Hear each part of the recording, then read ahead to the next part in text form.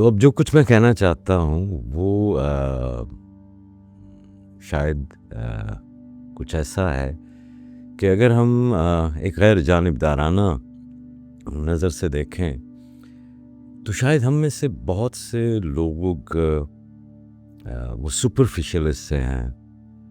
ہم میں سے بہت سے لوگ ان بزرگوں کی تلاش میں ہیں جو آسمانوں میں اڑتے نظر آئیں اور یا کچھ ایسی مافوق الفطرت حرکتیں کرتے ہوئے نظر آئیں، کچھ کراماتی، کچھ معجزاتی، جی کچھ جادوگرانہ سی، کچھ میجیکل سی چیزیں کرتے ہوئے.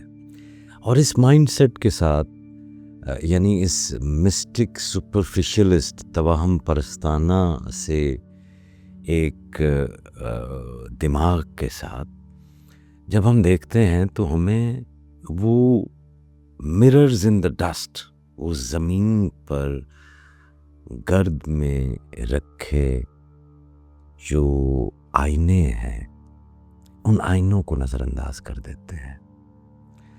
ہم کرامات کی چمک ڈھونڈتے ہیں مگر اس ہاتھ کی کپکپاہٹ بھول جاتے ہیں جو خدا کے حضور عاجزی سے اٹھتا ہے.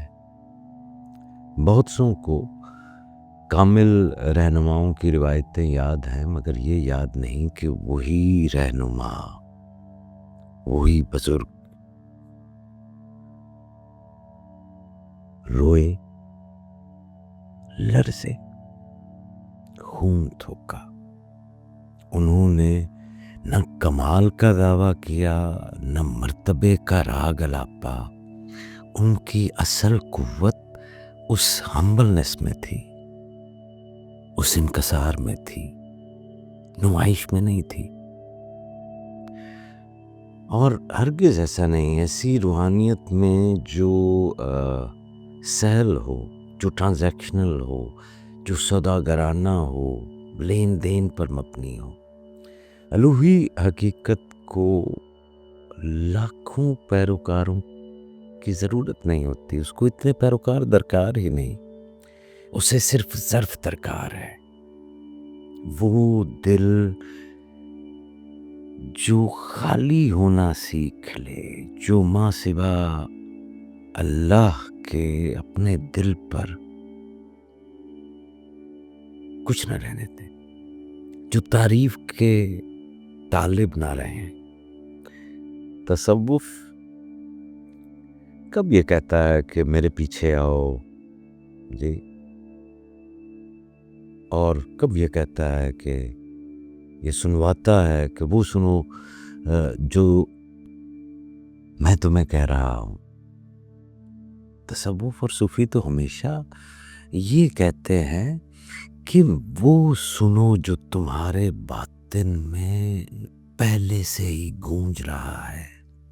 حضرت جلال الدین رومی علیہ رحمت نے فرمایا کہ میری انگلی کی طرف مت دیکھو، اس طرف دیکھو جس طرف میری انگلی اشارہ کر رہی ہے، اور وہ اشارہ تمہارے قلب کی طرف جو ہے وہ ہے. یہ کب کہتا ہے کہ بس صرف اطاعت کرو؟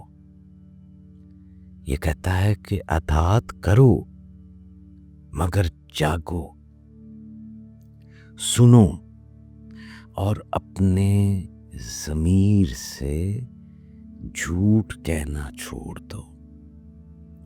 جب انسانی ضمیر پر آسانی، کمفرٹ غالب آ جاتی ہے تو انسان اس پاکیزہ ترین پیغام تک کو اپنے مطلب کے لیے برتنے لگتا ہے، ٹوسٹ کرنے لگتا ہے. اپنے ویسٹڈ انٹرسٹ کے لیے وہ پھر آیات کو بھی استعمال کر جاتا ہے اور احادیث کو بھی استعمال کرتا ہے.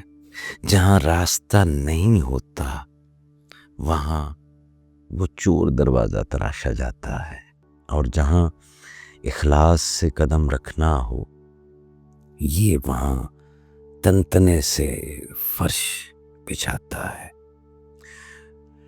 ہم اکثر چاہتے ہیں کہ مرشد ہمارا سارا بوجھ اٹھا لے اور یہ رویہ عام ہے. آپ اپنے ارد گرد جو ہے وہ دیکھیں گے کہ بہت سارے لوگ تو شاید اسی لیے ہی مرید نہ ہو جاتے ہوں کہ ہمیں جو ہمارے اپنے کرنے کے کام ہیں اور اعمال ہیں اور جو ہم نے عمل صالح کرنے ہیں اور شریعہ کی پابندی کرنی ہے، عبادت کرنی ہے، وہ والا بوجھ بھی ہمارا جو ہے وہ مرشد اٹھا لے.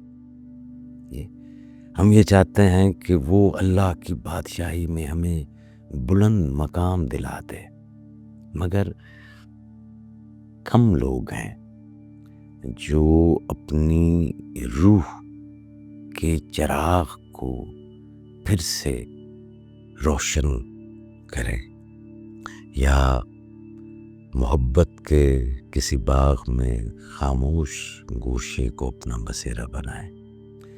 خدا سے نسبت کاپی پیسٹ سے نہیں بنتی.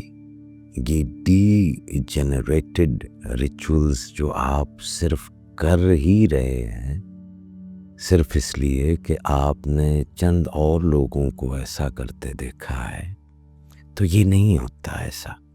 یہ آپ کا انفرادی سفر ہے. یہ کوئی ایسا سٹرکچر یا سانچہ نہیں ہے، کوئی ایسا نسخہ عام نہیں ہے. یہ تو نسخہ خاص ہے جو مریض کو اس کے مرض کے اعتبار سے جو ہے وہ مرشد تجویز کرتا ہے. مرشد صرف اس طرف اشارہ کرتا ہے جس سے آخر کار تمہیں اپنے اندر کو پانا ہوتا ہے. محبوب دور آسمانوں میں ہی ٹھہرا ہے، دور آسمانوں میں ٹھہرا ہے تو وہ یہ کیوں کہتا ہے کہ میں تمہاری شارک کے قریب ہوں. محبوب تمہاری نامراد نہ پوری ہونے والی آرزوؤں کے درد میں بھی پوشیدہ ہے. وہ ان تمام زخموں کو بھی جانتا ہے جو تم اپنی مسکراہٹوں کے پیچھے چھپاتے ہو. وہ ان جگہوں سے بھی سرگوشیاں کرتا ہے، آپ کے ڈارکسٹ پوائنٹ سے بھی آپ کو وسپر کرتا ہے جن سے تم بچنا چاہتے ہو، اور وہ ان خاموشیوں میں تمہارا انتظار کرتا ہے جنہیں تم نظر انداز کرتے ہو. تو راہ تصوف فوراً پہنچ جانا نہیں ہے، یہ ایک کیپیسٹی بلڈنگ ہے. یہ یوں ہے کہ اس سفر کے لیے آپ کا ظرف اور آپ کی زاد راہ جو ہے وہ ہو جائے اور آپ سفر کے برابر بنتے چلے جائیں.